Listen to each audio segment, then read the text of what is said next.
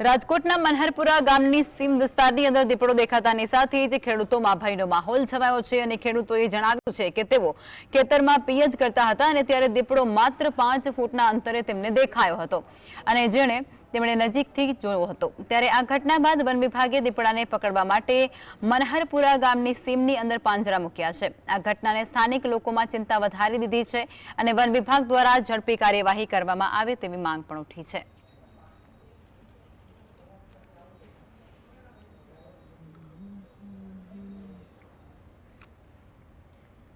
तो રાજકોટથી આ સમાચાર। રાજકોટના ગ્રામ્ય વિસ્તારની અંદર દીપડો દેખાતાની સાથે જ દહેશત જોવા મળી રહી છે। લોકોમાં ભયનો માહોલ જોવા મળી રહ્યો છે અને વહેલી તકે પાંજરા ગોઠવી અને દીપડાને પાંજરે પૂરવામાં આવે તેવી લોક માંગ પણ ઉઠવા પામી છે। ત્યારે વન વિભાગ દ્વારા પણ તાત્કાલિક કાર્યવાહી કરાય છે। વન વિભાગ દ્વારા દીપડાને પાંજરે પૂરવા માટે વિસ્તારની અંદર પાંજરા ગોઠવવામાં આવ્યા છે અને ત્યારબાદ આગળની તજવીજ અને દેખરેખ પણ તેમના દ્વારા કરાઈ રહી છે।